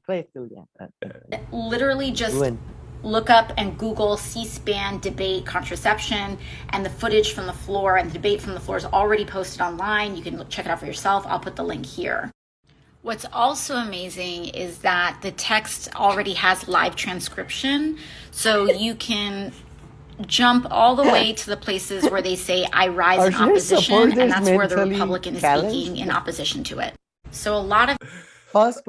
Okay, so people ask me what reasons Republicans gave for opposing this thing. So basically I don't answer them. I tell them go watch if people wanted to watch C-SPAN, everybody knows where to find C-SPAN. It's not difficult to find C-SPAN. Okay, see, sometimes you're trying to avoid C-SPAN, and C-SPAN is somehow. I live in Iran and I know about C-SPAN. I live in Iran and I've seen C-SPAN. I've been walking around sometimes and it's on. I don't know on what. It's like it suddenly just comes on walls. And she's like, "What? Are her supporters mentally challenged or something?" I mean, she's I like, don't know about that. You put www dot. No, listen. Most people don't know how HTTP. C-SPAN's archive works, but I think, so fine, you did that, but I think it would have been much better Figure if it out she... in 2 minutes. Yeah, sure. I mean, yeah, whatever. Of course you can figure out anything, but yeah, sure. But I think a better thing would have definitely been for her to lay out their arguments and why they're wrong. Yeah, I don't want to watch 5 hours of old senators like making. Look at this. Look at this. A quick answer. Is that how you found out how government works? I went online. I put www.government. Oh, have you seen this, by the way? Did you hear about this?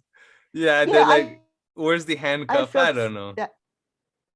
I feel that one she got unfair shit for, because I'm middle class and I lived in cities. For us, when police tells you to put your hands behind your back, you do, and she did the thing. She did this thing. What is that? When you put your hands, whatever, like Che Guevara. Oh. So she did that. So I guess she wasn't trying to cover up that she wasn't handcuffed. I guess. But who knows? Yeah, I think we'll give her the benefit of the doubt here. But yeah, definitely you need to subscribe to her Instagram. I'm sure there's actually a lot more like better stuff than this out there. I think she's she's literally like pivoting to like Sesame Street style, like this is A. It stands. Yeah, it's probably better, easier. And last but not least, this is a very insightful tweet retweeted by none other than Nina Turner, of course, apparently. Although we don't have it with Nina Turner allegedly here. APAC, human rights. Oh my God. Oh my. She retweeted this, but what? I mean, what really just confused me, if anybody's leaving, the emoji with the mask on. Oh yeah, true. I think that's a mess up. That's a mess up? Or do you think that's like, that's like subversive way of like, COVID is still with us. Maybe those guys are puking because COVID is killing them.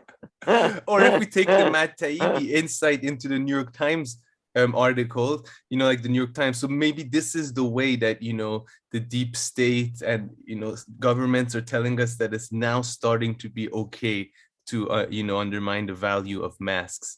So, they're starting to put it through these emojis. So soon you'll see there'll be more of these emojis. And then... more of like emojis of normal people, normal emojis, but then there is one mask emoji suddenly. Like No, and if you look, I mean, this is really like, let's do some. It's really badly done. That is my problem, is that it's really ugly and off-putting. No, I'm interested in the psychology of the person who did it, because if you look at it, for example, on the bad side, there are no even humans. They're all emojis. On the good side, human rights, there are humans. But the humans, if you notice, are all angels? Black or brown. Oh, are those angels? I thought they're hands like that. No, those are definitely wings. Oh, well, angels are overwhelmingly from Black community. And so what does it saying? Is that saying that white people don't understand human rights? Asians? I don't see anybody with a hijab. So. We don't see any men either. Yeah, man. Oh, well, I guess angels are. Wait, aren't angels women?